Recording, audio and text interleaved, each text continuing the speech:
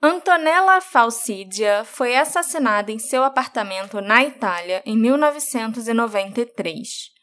O caso foi arquivado por falta de pistas até 2007, quando parecia que uma reviravolta finalmente faria o culpado pagar pelo que fez. Uma foto da cena do crime mostrava as letras do início do nome do assassino, segundo o promotor. Mas será que a Antonella realmente escreveu com o próprio sangue?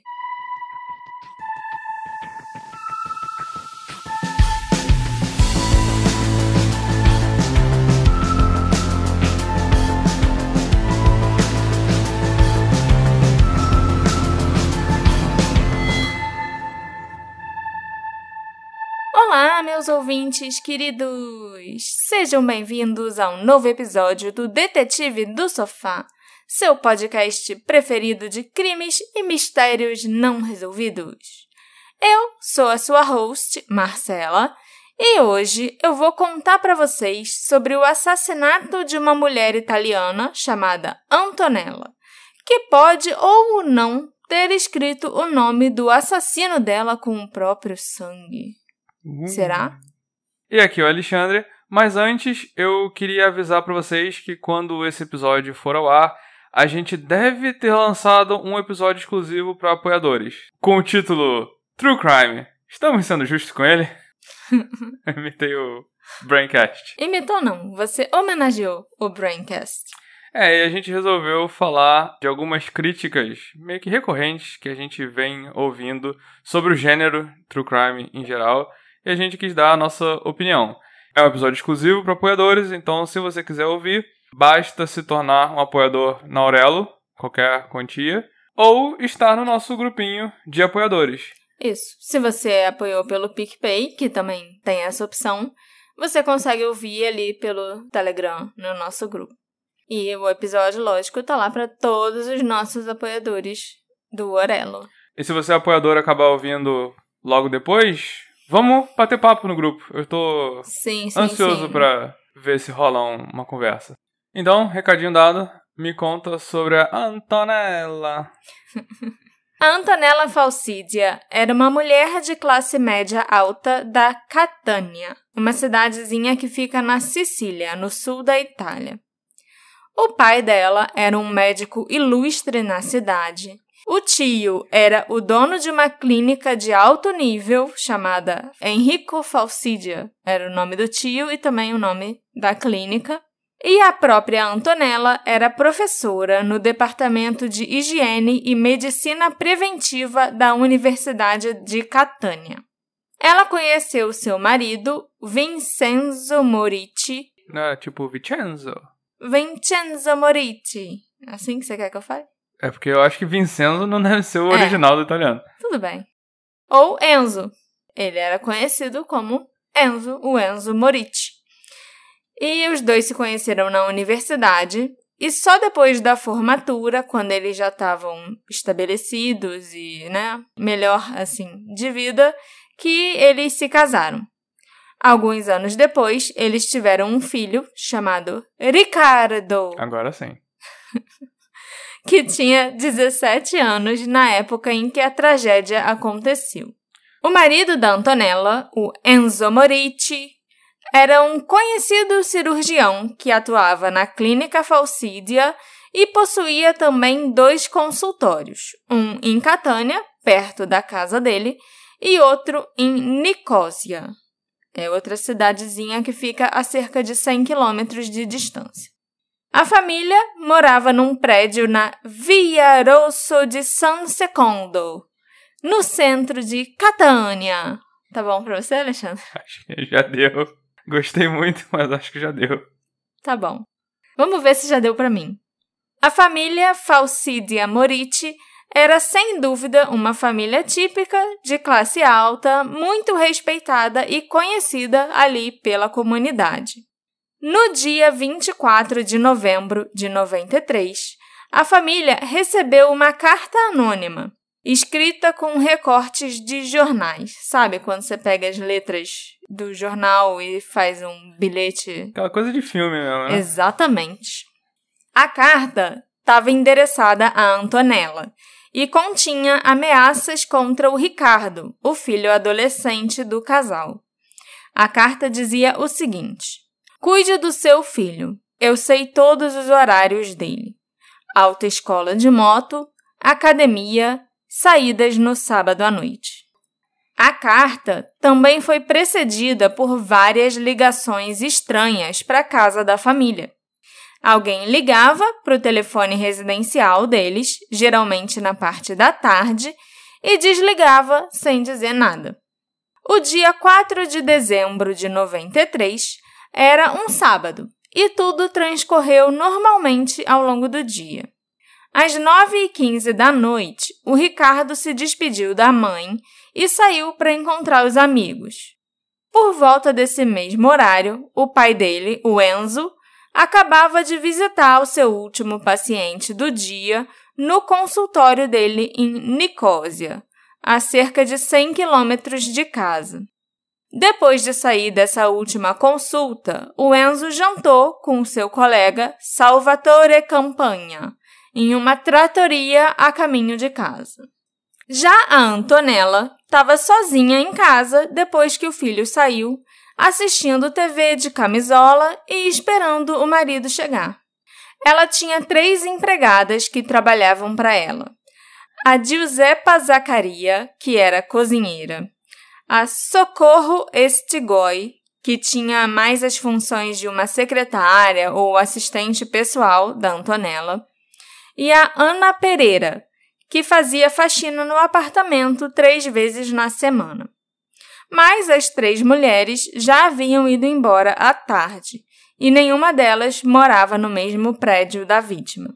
Por volta das 10h45 da noite, o Enzo e o colega, o Salvatore Campagna, se separaram num cruzamento em Aguira, a 1 hora da casa do Enzo. Mais ou menos 1 hora, né? E cada um seguiu o seu caminho para sua casa. Às 11h30 da noite, o Enzo chegou em casa e teve uma surpresa bastante desagradável, para dizer o mínimo. Ele encontrou o corpo sem vida da esposa, Antonella, deitado numa poça de sangue no chão da sala, ao lado do sofá. A TV ainda estava ligada. Os gritos do Enzo alertaram os vizinhos, que foram ver o que tinha acontecido e chamaram a polícia imediatamente. O Enzo estava muito perturbado para conseguir ligar para a polícia ele mesmo e segurava o corpo sem vida da esposa enquanto chorava. A autópsia da Antonella mostrou que ela foi esfaqueada 23 vezes em todo o corpo, com o golpe fatal sendo um corte na jugular. Ela tinha sido atingida com 7 facadas na parte de trás do corpo, 9 na frente e o restante das facadas foi nas mãos. Tipo de defesa? Isso, ferimentos de defesa. E além das facadas, a Antonella também tinha hematomas no nariz e na testa. Ela apresentava feridas no pescoço, na região do seio direito, no púbis, na virilha direita, na coxa, joelho e panturrilha direita, e as palmas das mãos apresentavam muitas feridas defensivas. O deslocamento das feridas, a ordem que elas foram sendo feitas... Dos esfaqueamentos. Isso. Fez parecer que ela tinha se defendido depois de ser atingida por trás, tendo o ataque começado no sofá quando ela provavelmente estava distraída assistindo TV. Havia muitas manchas de sangue que iam do sofá até o chão, onde a Antonella foi encontrada. Foi determinado que a arma do crime era possivelmente uma faca com uma lâmina de pelo menos 16 centímetros de comprimento. Essa faca nunca foi identificada, mas, segundo uma das empregadas da família, uma das facas tinha sumido da gaveta da cozinha após o assassinato. Não havia nenhum sinal de entrada forçada ou de que qualquer coisa tivesse sido perturbada ou roubada de dentro do apartamento. Os investigadores acreditavam que a morte da Antonella tinha acontecido entre 10h45 e 11h15 da noite. Algo que chamou a atenção dos policiais na cena do crime imediatamente é como ela parecia meio encenada. Havia 3 pegadas ensanguentadas no chão, feitas por um tênis Stan Smith da Adidas, tamanho 36. Mas uma inspeção atenta mostrou que aquelas pegadas eram de um tênis do pé esquerdo. E elas não pareciam seguir uma rota lógica, sabe? O espaço entre as pegadas era muito grande. Não tinha como alguém ter pernas tão longas para ter deixado aquelas pegadas enquanto andava. Ainda mais uma mulher calçando um tênis 36. Mas era o tênis dela? Não, o tênis não era da Antonella. A Antonella calçava mais do que isso, entendeu? Uhum. Por isso que sabiam que aquele tênis era de outra pessoa. Uhum. Uma pessoa que calçava 36 e que só tinha um pé esquerdo. Sacanagem. A não ser que o assassino seja o Saci, quem matou a Antonella provavelmente teve medo de ser identificado e usou um pé de algum tênis para tentar despistar os investigadores e forjar as pegadas. Pelo menos foi a essa conclusão que eles chegaram. Não sobre o Saci, mas sobre, as pegadas só com um pé. Tamanho 36 é tamanho de mulher, então... Sim, às vezes... e não era o tamanho da Antonella, e ela era a única mulher que morava naquela casa. Uhum. Então, ainda uma pegada aqui, a outra lá 3 metros de distância e mais uma a 2 metros de distância. Uhum. Como que a pessoa andou daqui até 3 metros para deixar a outra pegada? Entendeu? Entendi. Era realmente algo que parecia meio esquisito. Nenhuma impressão digital desconhecida foi encontrada no corpo da Antonella ou na casa da família, o que levou os investigadores a acreditarem que o assassino usava luvas. Eu achei até interessante que essa tenha sido a conclusão imediata dos investigadores, da polícia, porque não seria a minha conclusão. Eu acho que nessa situação eu ia concluir que o assassino provavelmente era alguém que a Antonella conhecia e que frequentava ou morava até naquela casa, sabe? Uhum. Inclusive, por isso, tanto esforço para tentar despistar com pegadas falsas e tal. Mas eles partiram direto para, não tem impressão digital, então o assassino estava usando luva? Foi premeditado. Não é porque o assassino mora aqui, então a impressão digital dele já está em todos os lugares, sabe? Tudo bem, usar luvas também é uma explicação possível aqui, talvez. Eu só não acho que seria a mais provável. A primeira de cara. Entende? Mas, continuando, outro elemento importante encontrado na cena do crime foram alguns fios de cabelo louros e compridos na mão direita da Antonella. Imediatamente, os investigadores passaram a acreditar que os cabelos eram do assassino. No caso, assassina, porque a polícia passou a ter certeza que a Antonella foi morta por uma mulher por causa dos cabelos e do tênis tamanho 36, que eles acreditavam que era uma pista falsa no início, Uhum. Mas agora já é... será? Será que era uma mulher? Juntaram os dois, o cabelo louro, comprido, com uma pegada tamanho 36. No geral, as investigações foram bem criteriosas e abrangentes. Os policiais realizaram buscas e colocaram escutas nos telefones de cerca de 50 pessoas. Também passaram a monitorar as chamadas feitas de e para as pessoas que eles acreditavam que poderiam ter algum papel no caso, mesmo que apenas como testemunhas. Eita. Aí eu já acho que é um exagero muito grande você sair botando escuta por aí no telefone dos outros, É uma pessoa rica, né? Acho que... Quando a pessoa é rica e notável, Vale assim, tudo. na comunidade, você se esforça pra resolver. A polícia também investigou os álibis do marido e do filho da Antonella, e isso incluiu até refazer a viagem no mesmo horário e nas mesmas condições que o Enzo tinha feito. Eles também realizaram testes para comparação do DNA de 19 pessoas com o DNA encontrado naquele cabelo na cena do crime.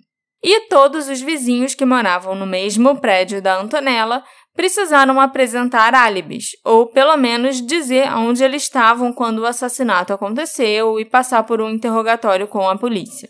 Quando você fala isso tudo, parece realmente impressionante que a polícia estava fazendo de tudo para tentar desvendar isso aí. Parece, né? Mas eles também deram as suas escorregadas e deram muitos moles na investigação. A gente vai falar disso daqui a pouco.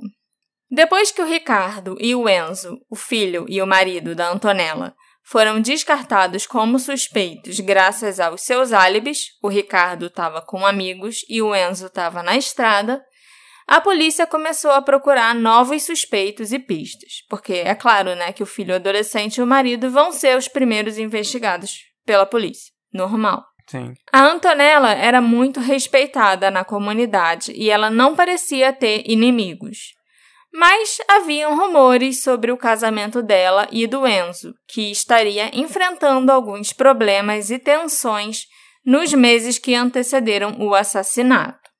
O Enzo foi cooperativo com a polícia durante as investigações e ele admitiu ter tido alguns casos extraconjugais, incluindo uma amante fixa de longa data. Mas ele alegou que não achava que os casos dele poderiam estar relacionados ao crime. No total, 19 mulheres foram investigadas, incluindo a amante de longa data do Enzo, os outros casinhos ocasionais dele, as empregadas da família e a namorada do pai da Antonella, que também vivia na mesma cidade, né? Na mesma rua até que a família da Antonella. Mas nenhuma delas correspondeu ao DNA dos cabelos na mão da Antonella. Uma das principais investigadas foi a faxineira, a Ana Pereira. Ela era uma imigrante do Sri Lanka que tinha esperanças de retornar ao seu país de origem num futuro próximo. O marido da Ana, chamado Antônio Dom Velatranti, trabalhava no prédio em frente ao prédio que a Antonella e a família dela moravam. E ele supostamente não se dava bem com a Antonella. O marido dessa empregada. O marido da empregada. A única coisa que o Enzo notou que tinha sumido da casa era a chave de um cofre, onde ficavam guardadas as joias valiosas da Antonella e o passaporte da Ana, a faxineira do Sri Lanka. Sem o passaporte, a Ana não conseguiria voltar para o país de origem e nem sair da Itália, nem nada parecido. E a Ana aparentemente tinha pedido para a patroa guardar o passaporte dela e da filha dela de 3 anos no cofre em segurança. A polícia investigou a Ana e o marido dela, o Antônio, e aparentemente ambos estavam em casa no momento em que o assassinato da Antonella aconteceu. Além disso, a polícia conseguiu abrir o cofre depois e verificou que nada tinha sido roubado. Inclusive o passaporte estava lá ainda. Sim, o passaporte da Ana e da filha dela estavam lá. Sem mais pistas, o caso acabou sendo arquivado em 1998. Depois de ler um artigo sobre o assassinato da Antonella, escrito por Carlo Lucarelli, um apresentador de TV do programa Blue Note, um popular programa policial à la Unsolved Mysteries, o jovem promotor italiano Salvatore Faro decidiu reabrir o caso em 2006. E 3 coisas muito importantes vieram à tona a partir dessa reinvestigação. Primeira coisa, os fios de cabelo louro na mão da Antonella eram, na verdade, dela própria.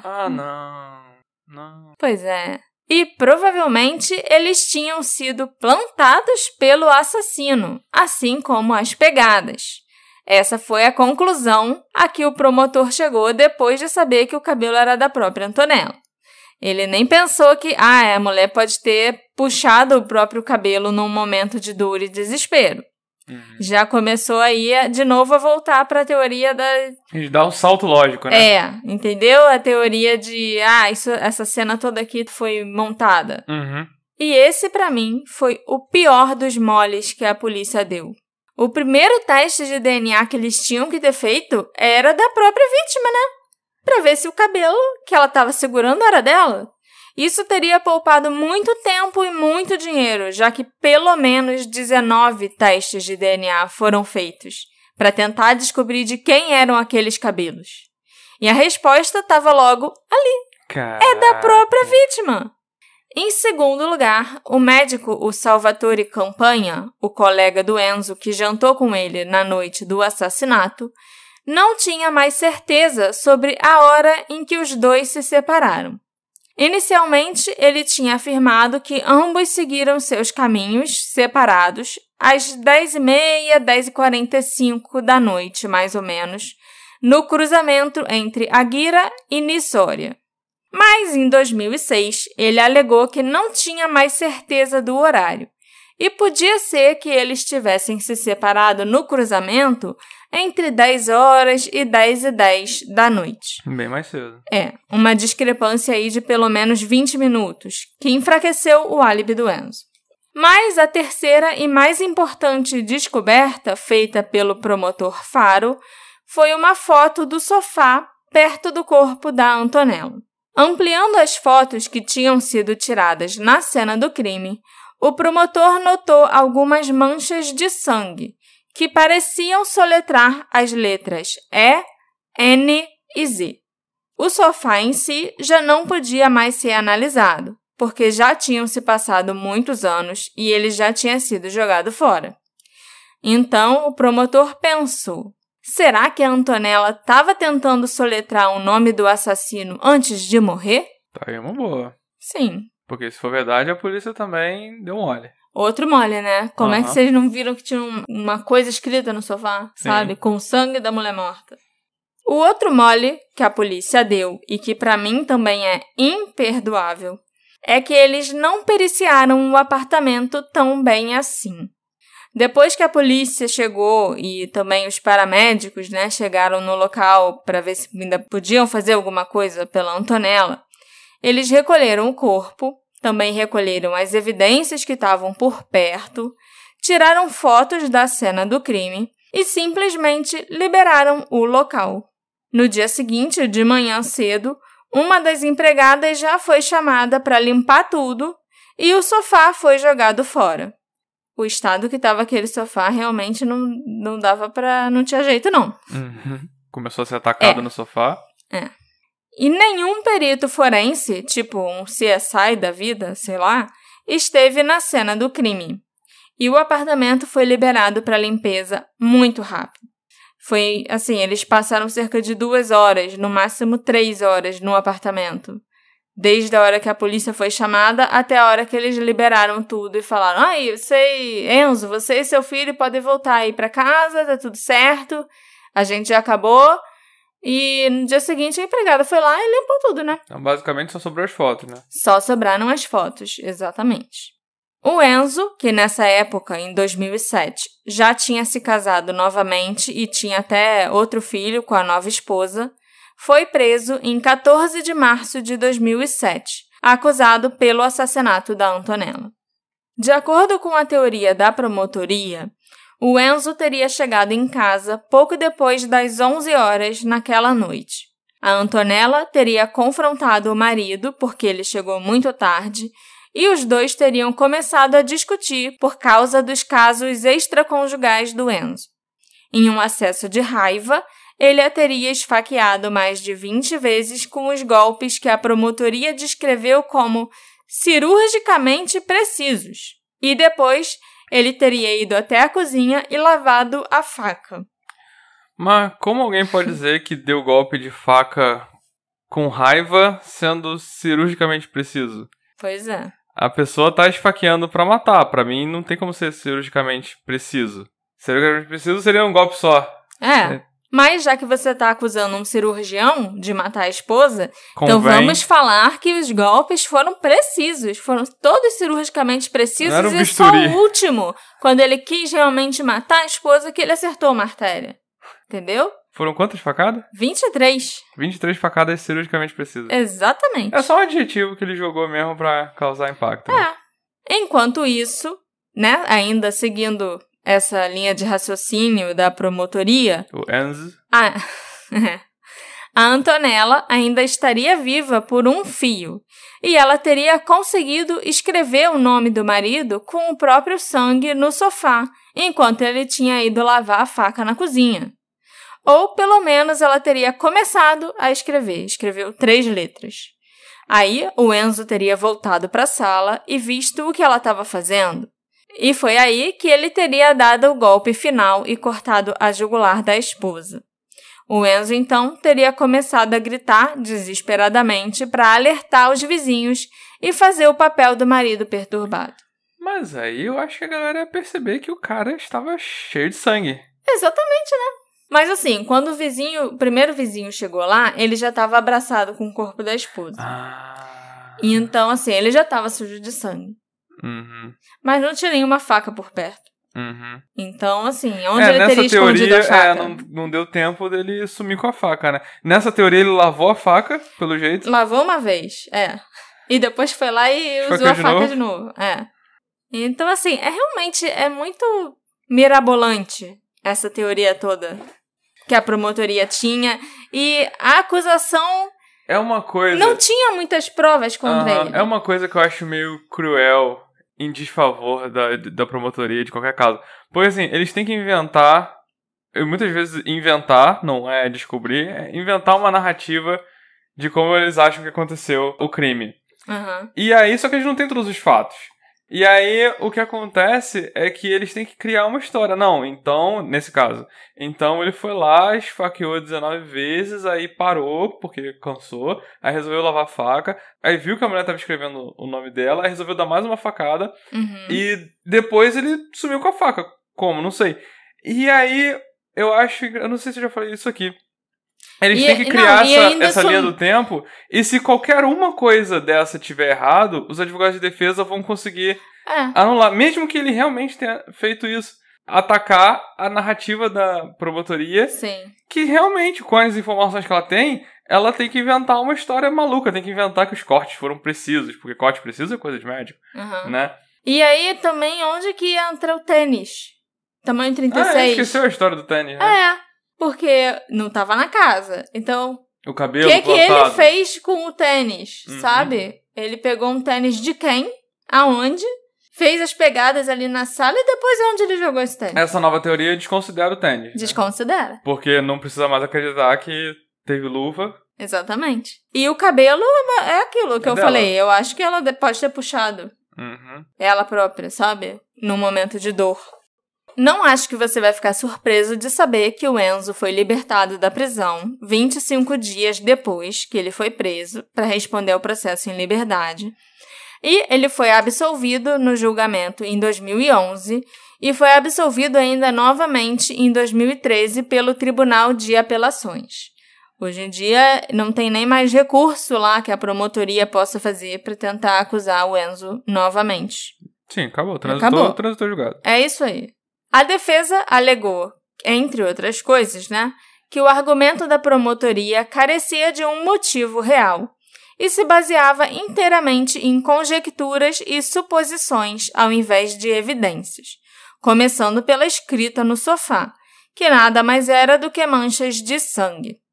Eu vou botar a foto da mancha de sangue, a foto que o promotor viu, para vocês no nosso Instagram. E aí depois eu vou querer saber, sim, de todos vocês aí, quem enxerga alguma coisa escrita ali, naquele sofá, e quem não acha que tem nada escrito. Então, eu pesquisei essa foto aqui. Pra variar, eu tentei ficar um pouco mais preparado. Pra eu saber que vinha uma foto de sangue e tal. Sim. Mas procurando no Google, só Antonella Falcidia, o que aparece é a foto, acho que é do promotor, segurando uma foto do sofá. Então, é uma foto do promotor segurando a foto. E essa foto, ela é meio que no fundo bege, parece que o sofá tá meio bege. E tem um ENZ bem claro. Não, mas aí você tá vendo a foto onde ele escreveu por cima. Ele realçou. Pra realçar, isso. Pra mostrar, olha, é isso aqui que eu acho que eu tô vendo. Entendeu? Deixa eu ver se eu tenho aqui a foto do sofá de fato pra te mostrar, amor. A mulher morreu no sofá? Ela começou a ser atacada no sofá. Que porra, cara. Mas ela morreu no pé do sofá? Aqui. Não, que eu vi uma foto horrível aqui agora. Ela tava assim. A foto do crime tá na internet, tá? É isso aqui, o ENZ? Agora você me mostrou outra foto. Já é a foto meio que ampliada, focando exatamente ali no que seria essa escrita. Então, olhando daqui, sem ter o realce, eu não enxergo de jeito nenhum o ENZ. Forçando a barra, eu enxergo um E. Agora você mexeu, eu não enxergo mais nada. Desculpa. Eu enxergo um E, talvez um S, sei lá. Mas mesmo levando em consideração o ENZ original que a promotoria fala, dá pra ver que sobra um suposto caractere. Aham. Tá vendo? Como se fosse o ENZ e uma quarta coisinha que não parece ser um O. Entendeu? Assim, eu acho que é uma coisa muito subjetiva. É tipo olhar pra nuvem. Cada pessoa que olhar pra essa foto aqui, quando eu postar, pode ver alguma coisa escrita, pode ser que não, pode ser que veja outra coisa completamente diferente que a gente nem tá considerando aqui. É muito subjetivo. Complicado, hein? Acho que forçaram a barra. Eu também acho. O que não quer dizer que não foi o marido, mas... Não, com certeza. Forçaram... Isso é outra história, entendeu? Além disso, também teria sido muito difícil para uma Antonella sangrando e morrendo escrever no sofá na posição em que ela estava. Ela era destra e ela ainda estava deitada com a cabeça do lado oposto de onde o escrito do sofá foi achado, entendeu? Também vou postar o diagrama no Instagram mostrando a posição que ela estava em relação ao sofá e onde estaria escrito isso. Entendeu? Porque é meio que na base ali da almofada, né? Tipo... No assento ali. onde tava o joelho dela. Sim, sim. Sabe? Então, assim, como que ela escreveu aquilo? Porque não é no encosto do sofá, não é no assento do sofá. É meio que na parte ali da base que fica pra frente do sofá. Ali baixinho. E ela tava no chão. E é pro outro lado que ela tá caída. Exatamente. Se ela tivesse caída virada com a cabeça encostada assim, daquele lado, ok, ela só virou de lado, escreveu ali e morreu. Mas ela tava virada pro lado oposto. Então, como ela escreveria? E também não tinha sangue no dedo indicador dela em nenhuma das mãos. Nem no indicador direito, nem no esquerdo. E, assim, na verdade não tinha sangue nas pontas de nenhum dedo dela. E eu acho que ela usaria o dedo, né, pra escrever alguma coisa com sangue. Outra coisa que contou a favor do Enzo foi o relatório feito por um dos policiais que esteve na cena do crime aqueles anos todos antes. No dia. Quando esse policial chegou ao local, e ele foi o primeiro a chegar, ele notou, entre outras coisas, que o motor do carro do marido da vítima, o motor do carro do Enzo, ainda estava quente. Então, ele tinha sido desligado há muito pouco tempo, porque era mês de dezembro na Itália, era inverno, já estava bem frio. E o carro também estava estacionado, assim, na garagem, como ele ficava em todas as outras noites. E se o Enzo tivesse chegado cerca de 20 minutos antes, mais ou menos, como a promotoria sugeriu, o motor do carro e o capô do carro já teriam esfriado. Entendi. Entendeu? Mas o policial diz que ele encostou e ainda estava quente, como se tivessem desligado, menos de 5 minutos. Acabou de chegar. O depoimento da dona do restaurante, onde o Enzo e o amigo médico dele, o Salvatore Campagna, jantaram na noite do crime, na estrada, também foi bem importante para a defesa.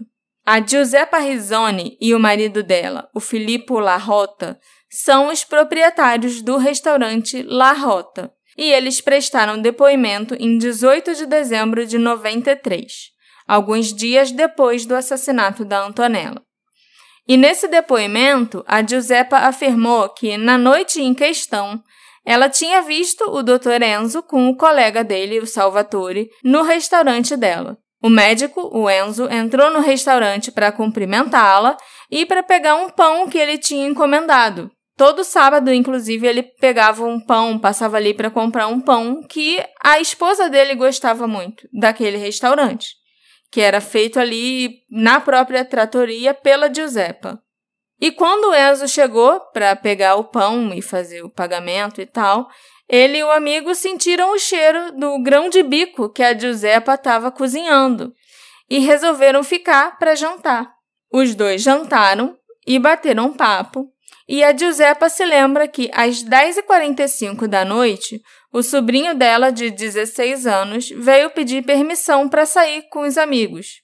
E ela disse que já ia falar com o sobrinho porque estava fechando a conta dos clientes. O Enzo e o Salvatore pagaram a conta e foram embora. O sobrinho da Giuseppa, o que queria sair, também foi entrevistado pela polícia e ele confirmou o que ela tinha dito no depoimento, inclusive o horário em que os médicos saíram do restaurante. O marido da Giuseppa, o Filippo, também estava no local e deu um depoimento parecido com o dela. E por que tudo isso é importante? Porque a polícia resolveu fazer a viagem de carro do Enzo. Reconstituir a viagem de carro do Enzo. Naquela época, Isso. Né? Eles foram de Nicósia para Catânia a bordo de um carro do mesmo modelo que o Enzo dirigia, no mesmo horário e no mesmo dia da semana. E do restaurante da Giuseppa até a casa do Enzo e da Antonella, os policiais gastaram 43 minutos. Ou seja, se ele realmente saiu de lá às 10h45, como as 3 testemunhas afirmaram, ele teria chegado em casa às 11h30. Na hora que ele gritou e tudo mais. Isso, a hora que ele sempre disse que ele chegou. E aí o policial chega e vê que o capô do carro ainda tá quente, porque ele realmente chegou mais ou menos naquela hora. Me dá a impressão que a polícia realmente fez tudo o que podia, menos perturbar a casa da pessoa. Parece que, sei lá, não sei se era porque era uma família influente, uma família rica, parecia que tava com medo de invadir muito espaço, Sim. sabe? Mas tirando aquilo, os caras entrevistaram a mulher do restaurante, exatamente. o marido da mulher do restaurante, o sobrinho da mulher do restaurante, viajaram de carro com o mesmo carro no mesmo dia do restaurante, sabe? É engraçado isso. Você tem razão. Eu acho que realmente era uma família muito conhecida, principalmente a família da Antonella. O tio dela era uma das pessoas mais importantes da cidade. O pai dela era um médico muito conhecido na cidade. Ela era uma pessoa muito conhecida também. E o marido dela ficou importante depois que se casou com ela. Até o fato de a primeira teoria não é que foi o marido, sabe? Que geralmente a esposa morre, é o marido, sabe? Não, a primeira teoria é que alguém entrou com luvas. Sim, pois é. Sabe? É muito forçado isso, eu acho. E eu acho que eles realmente ficaram meio assim, de ficar muito tempo ali naquela casa, naquela cena de crime, inspecionando. Eu acho que teve um pouco disso. Será que teve alguma influência, alguém... Que deviam ser pessoas poderosas, né? Sim, mas aí as pessoas mais poderosas seriam da família da Antonella. Que iam querer ter a coisa resolvida. Mas o Enzo também, nessa época, já tinha se tornado alguém muito influente na cidade. Então, talvez ele próprio tenha feito alguma coisa... pedido pra agilizar ali dentro e, não sei, falado com alguém. Mais cedo e tal. A gente não sabe. A defesa também negou que os ferimentos no corpo da vítima tenham sido cirurgicamente precisos, né? E sim, disse que eles foram aleatórios e não metódicos. A defesa e o próprio Enzo ainda afirmaram que o Antônio e a esposa dele, a faxineira Ana, deveriam ter sido melhor investigados e apontaram as suspeitas para o casal. O Enzo foi inocentado, como eu já mencionei antes, e até hoje, quase 30 anos depois, o assassinato da Antonella continua sem solução. Pessoalmente, esse caso me deixou bem dividida, sabe? Não entre, tem alguma coisa escrita ali ou não tem. Mas eu acho que realmente pode ter sido o Enzo que foi culpado pelo assassinato da Antonella. Mas eu também não acredito que ela tenha escrito nada no sofá. Para mim parecem manchas aleatórias ou então manchas que escorreram de sangue. E ao mesmo tempo, não tem nada de concreto que realmente aponte para o Enzo ser o assassino. Inclusive, eu acho que ele tem um bom álibi. Né? Cheio de corroborações e tal. A polícia foi a fundo nesse álibi. Foi. Mas se não foi o Enzo, então quem mais poderia ter sido?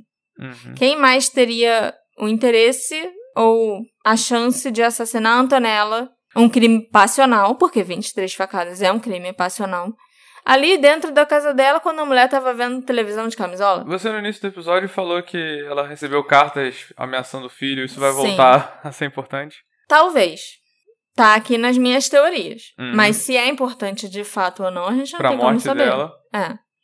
A carta ameaçadora que eles receberam antes do assassinato ficou completamente sem explicação. Foi quanto tempo antes do assassinato? Foi 24 de novembro e ela foi assassinada bem no início de dezembro. Eu diria que umas 2 semanas. Sabe? E assim, ela parece ter sido totalmente deixada de lado pelos investigadores. A gente não sabe nem se eles ligaram para aquela carta, se eles só falaram, não, isso não tem nada a ver, dane-se, nem olharam. Investigadores da época ou o promotor depois? Ambos. Na época, a gente sabe que eles não deram muita importância. O promotor, então, menos ainda. Porque até a polícia, quando tava naquela teoria de que, isso aqui foi montado, a cena do crime foi montada... Nem mencionava a carta. Isso aí podia se encaixar na teoria de que foi montado, sabe? Sim. Será que a carta e as ameaças ao Ricardo podem ter tido algo a ver com a morte da Antonella? Será que eles estavam atrás do filho dela, mas quando chegaram era ela que estava em casa? A ideia da promotoria, porque em um momento do julgamento do Enzo eles chegaram a mencionar a carta, era que a carta foi enviada pelo próprio Enzo e que era mais uma pista falsa para tentar confundir a polícia. Mas se ele queria fazer parecer que a Antonella era o alvo, ou que ela ia ser morta por alguém que já estava planejando tudo e tal, por que ele enviaria uma carta ameaçando o filho? Não era melhor enviar uma carta ameaçando a própria Antonella? Não tá claro, né? A carta é endereçada a ela, mas era o filho. Falando do filho. Então não dá pra saber se a pessoa tem raiva dela ou se tem raiva do filho. Pois é, não tem como saber. A promotoria também alegou que o crime foi passional e que o Enzo teria matado a Antonella numa crise de raiva depois de uma discussão. Mas se ele enviou a carta e plantou pistas falsas, então como o assassinato teria sido um crime passional? Na verdade, ele teria sido premeditado, certo? Porque a carta chegou cerca de 2 semanas antes, e então isso com certeza indicaria uma premeditação. E aí a promotoria tem que decidir. Ou foi uma premeditação com uma carta plantada e provas plantadas, ou foi passional, né? Não dá pra ser as duas. Sim, não dá pra ser as duas coisas. Será então que a carta não tem nada a ver com o assassinato? Também é possível, né? Mas o timing... O timing é bem estranho. Mas também a carta é aquilo que a gente acabou de falar. Não era ameaçando ela.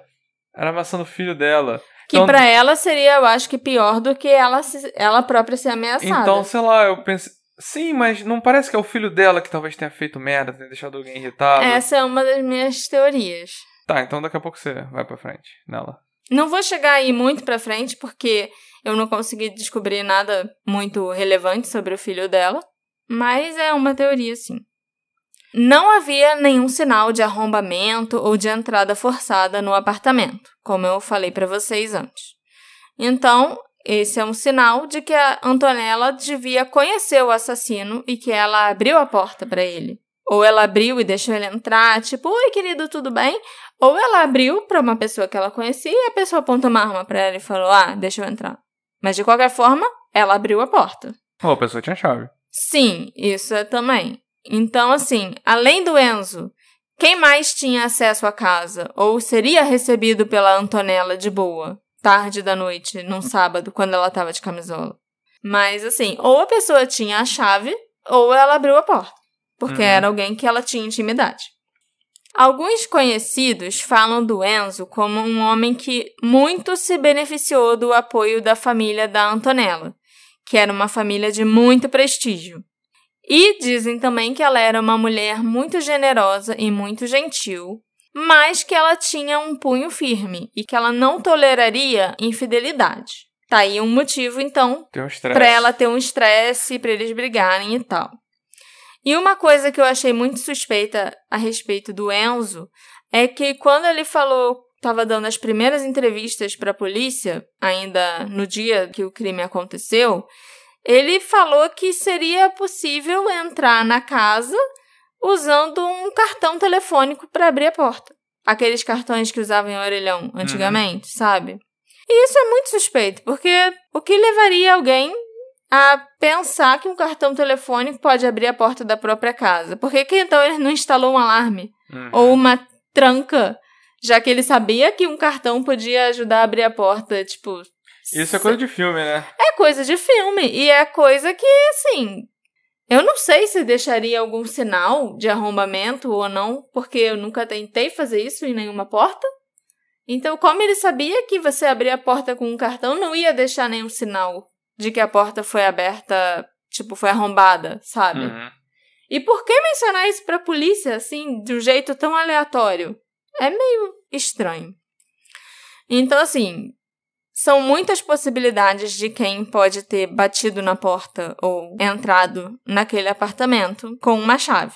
Podia ser um vizinho do prédio, podia ser algum aluno da Antonella, podia ser alguma paciente, porque ela também era ginecologista, mas ela não trabalhava exercendo, ela trabalhava mais como professora. Então, assim, podia ser qualquer pessoa, porque ela era uma pessoa muito sociável. Ela conhecia muita gente. Será que a assassina da Antonella também podia ser uma mulher e podia estar entre as 19 mulheres que foram investigadas e que foram também eliminadas por causa do DNA, que não deu em nada? É verdade. Porque tiveram 19 mulheres que fizeram testes de DNA para bater com aquele cabelo. Uhum. E que nunca ia dar certo, nunca ia ter Nunca dá match. uma compatibilidade, porque o cabelo era da Antonella. Foram 19 testes de DNA que não serviram para nada. E acabaram eliminando 19 suspeitas que talvez não sejam tão inocentes assim. Que iam ter acesso à casa. Sim. Que talvez não tivessem saído tão cedo. Amantes do marido, empregadas, sabe? Só de empregadas tinha 3. Uhum. E as 3 tinham chave da casa. Inclusive, com certeza a Ana, a faxineira de quem o próprio Enzo tinha lá suas desconfianças, também seria alguém que teria livre acesso e para quem a Antonella abriria a porta, caso ela batesse, se ela não tivesse com a chave, por exemplo, sabe? É alguém que a Antonella ficaria confortável para ficar assistindo TV de camisola e não prestar atenção que a pessoa estava vindo com uma faca atrás dela. Uhum. Será que a defesa do Enzo estava certa? Será que a Ana e o marido dela, o Antônio, deveriam ter sido melhor investigados?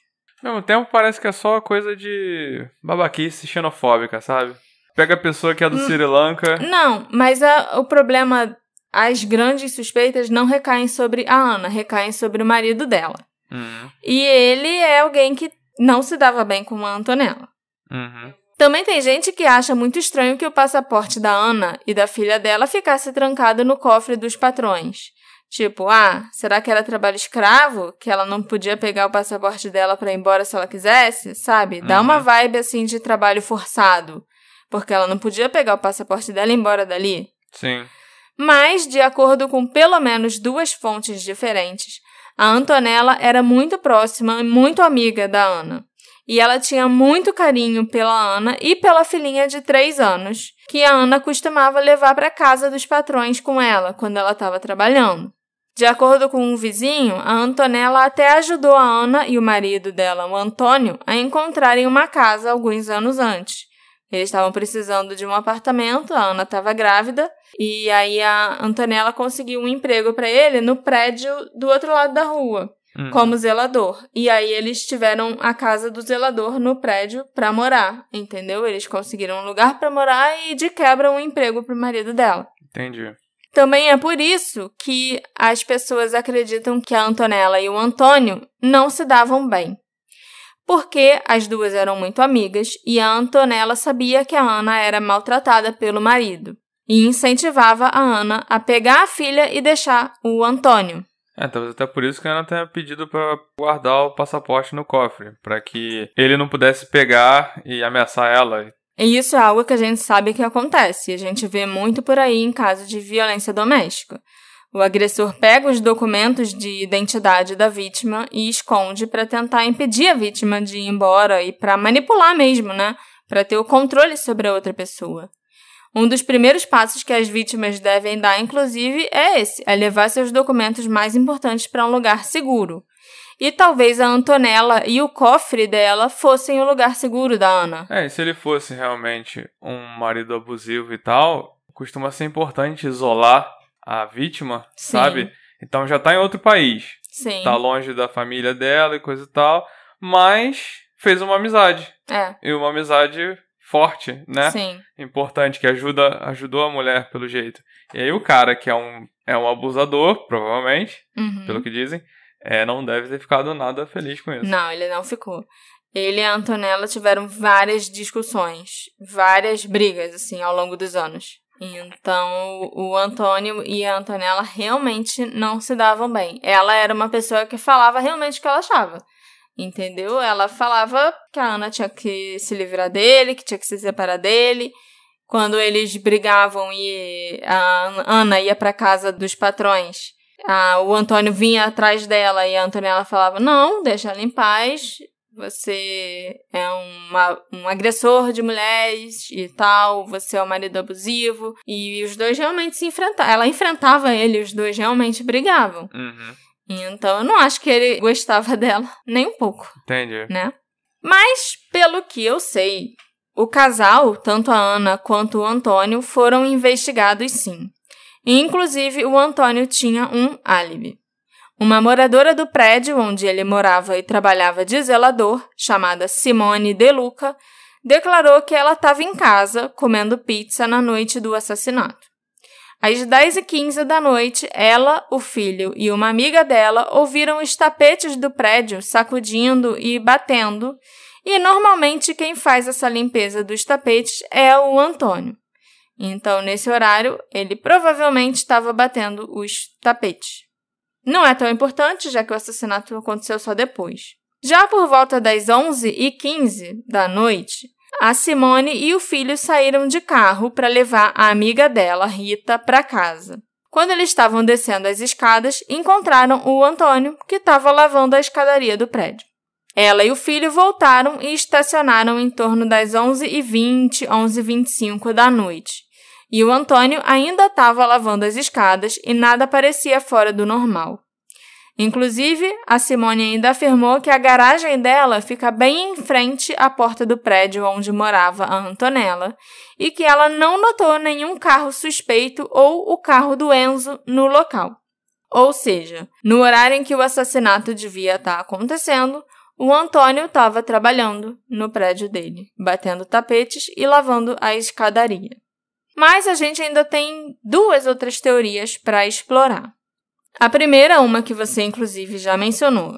O Ricardo, o filho de 17 anos do casal, podia estar envolvido com alguma coisa ilegal. Drogas, talvez, com alguém... Irritou alguém. Criminoso, irritou alguém, qualquer coisa assim.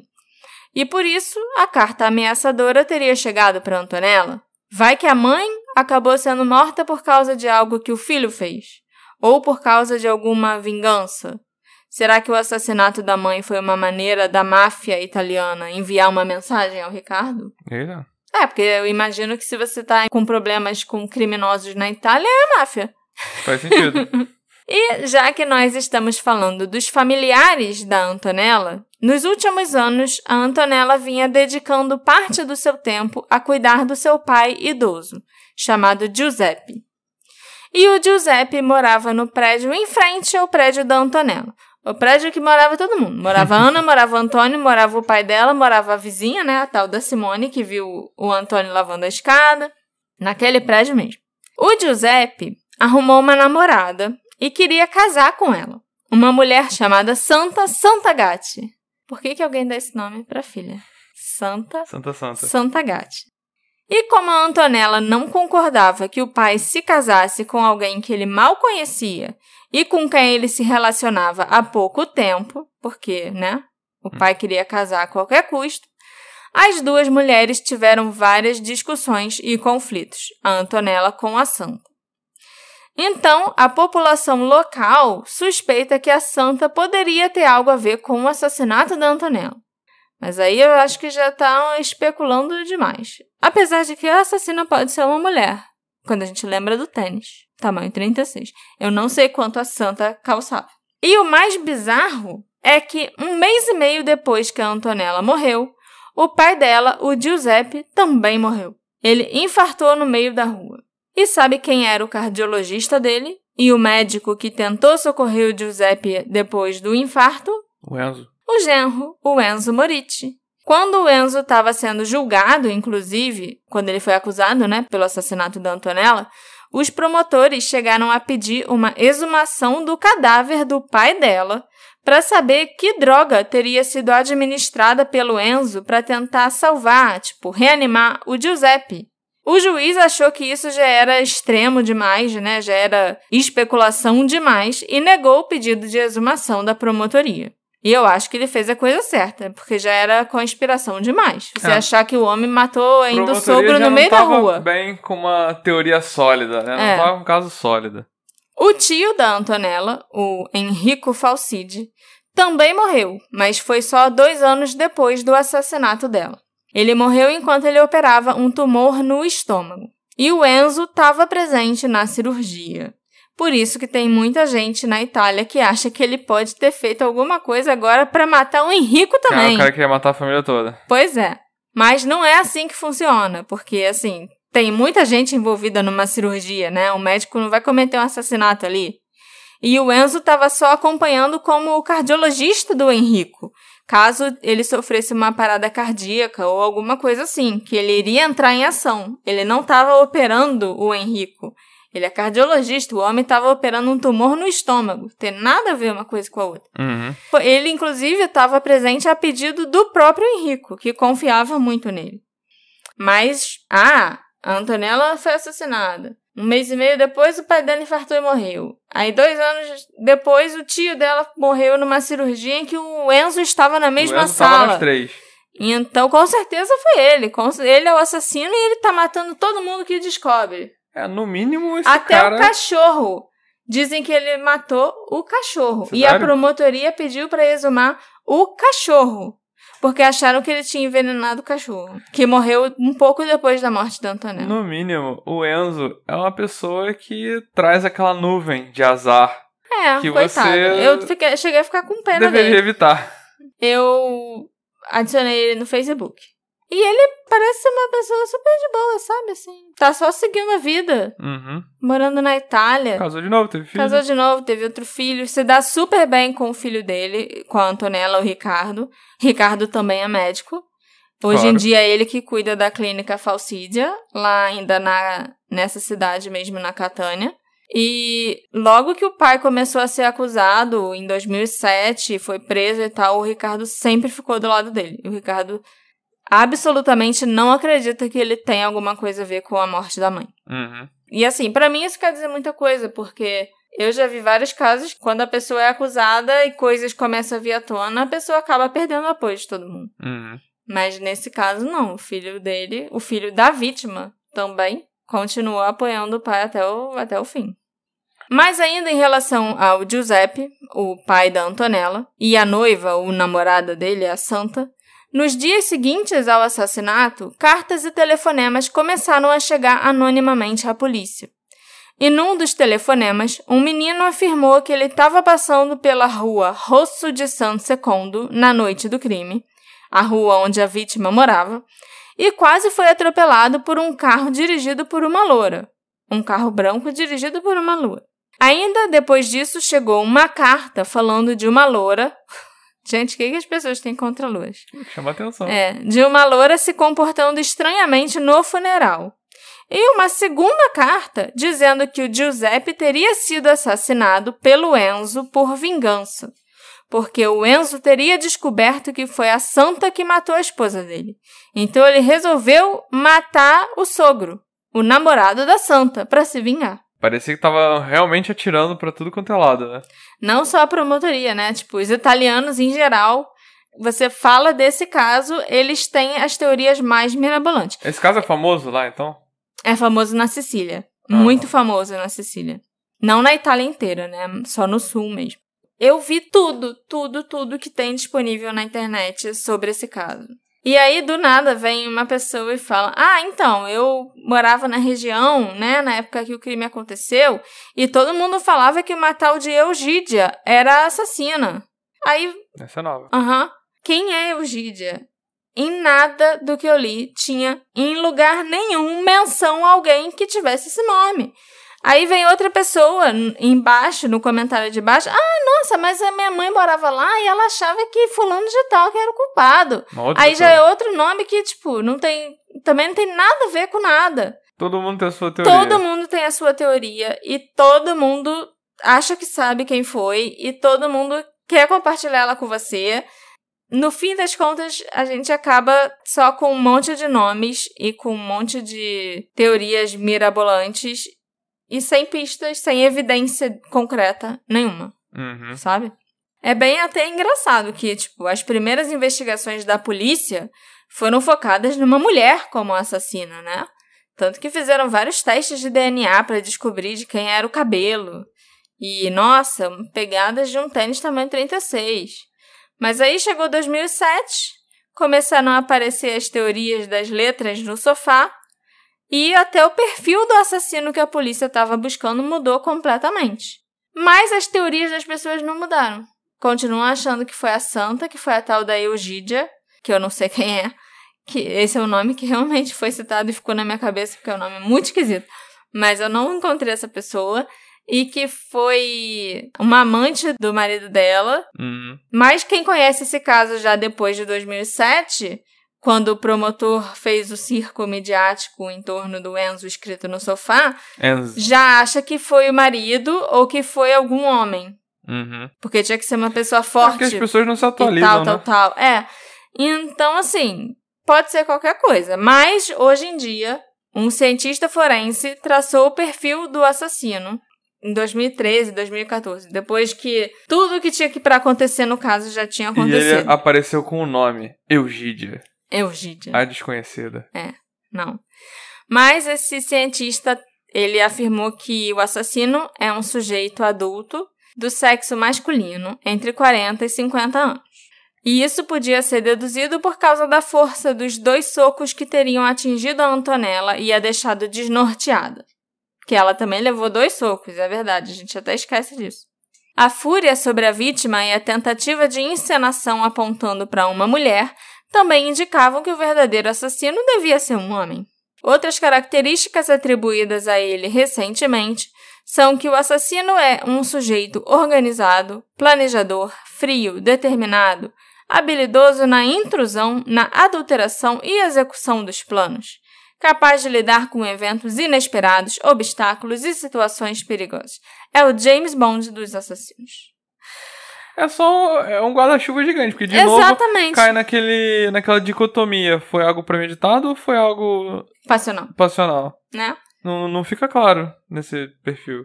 E é meio preconceituoso você presumir que só pela força como o ataque foi feito, a força dos socos na mulher, só um homem. É um homem. Você não sabe a força que as pessoas têm, ainda mais se estiverem com raiva. Você não sabe a força que uma mulher pode ter pra dar um socão na cara de alguém. Tem uma mulher que aparece no TikTok que tem um braço do tamanho da minha perna. Então assim, você não pode só presumir que, porque o soco foi muito forte e deixou ela desnorteada, era um homem. Entende? E também, o meu outro problema com esse perfil é exatamente esse, é um guarda-chuva gigante, né? Qualquer assassino vai se encaixar nesse perfil super genérico que foi traçado. De uma pessoa versátil e que executa bem planos e que é observador e que é frio e que é metódico e que não sei o que. Lida com obstáculos. E com adversidade. Quando a gente para pensar no caso como um todo, e principalmente 2007, né, que foi o ano que, nossa, o caso está resolvido. Inclusive, a única notícia que tem em português aqui do Brasil sobre o assassinato da Antonella é falando que o caso foi resolvido porque a vítima escreveu o nome do assassino no sofá. E pronto. Quem lê aquela notícia no G1 em português tem certeza que foi o marido que matou ela e que ele tá preso até hoje. Se o marido tá de boa. Sim. Parece que os investigadores acreditavam tanto naquelas letras, numa mensagem deixada pela vítima, que só podia ser o marido que tinha feito aquilo, que eles resolveram exagerar e aumentar as evidências que eles tinham contra o Enzo. Mas simplesmente não parece um ENZ ali pra mim. E se realmente parecesse com isso, com algum tipo de mensagem ou de letra, alguém teria notado na cena do crime, vendo o sofá ali, ao vivo. Não só em numa 2007, foto. Pois é, anos depois. Não é possível que iam deixar aquilo passar. Claro que isso não indica que o Enzo seja inocente. Talvez ele seja culpado, sim. É tudo muito estranho nessa história. Eu acho que uma boa perícia naquela casa teria dado as respostas para esse mistério. O assassinato da Antonella não seria um mistério não resolvido, não estaria aqui no Detetive do Sofá se tivessem periciado a cena do crime devidamente. Mas não foi o que aconteceu. E agora só nos resta especular, junto com a polícia, a promotoria e o povo italiano da Sicília. Tem que prender o Egídia. Tem que prender o Egídia, eu também acho. Ela é uma ameaça. Será E ela tá solta por aí. Com certeza. Será que a Eugídia era uma das amantes do Enzo? Pode ser qualquer coisa. Talvez a amante fixa de longa data? Pode ser qualquer coisa. Eugídia, tá aí um nome muito interessante, que eu nunca tinha ouvido antes. Se um dia a gente tiver um cachorro, vamos chamar de Eugídia. Ou Eugídio. Isso é mais nome de gato. Ah, mas Tipo você é Maria alérgico Eugídia. a gato, a gente não vai ter gato. Então, acho que a gente não vai ter uma Egídia. Vai sim, a gente dá o nome pro cachorro de Eugídia. Tá bom, vamos encerrar? Vamos. Esse episódio foi feito com a colaboração da nossa ouvinte, Clara Castanheira. Muito obrigada pelo seu apoio, Clara. É graças a você e todos os nossos apoiadores muito queridos que ficam com a gente todo dia no Telegram que o Detetive do Sofá continua crescendo. Uhul! Quem você acha que assassinou a Antonella Falcidia? O marido Enzo? Alguma amante dele? A namorada do pai dela? O marido da empregada? Tantas teorias meio malucas que nós exploramos hoje. Eu quero saber qual foi a sua preferida. Então me encontra nas nossas redes sociais, @Detetive do Sofá, e me conta. A gente se encontra na próxima investigação. Cuidado com a Egídia. Ela tá por aí.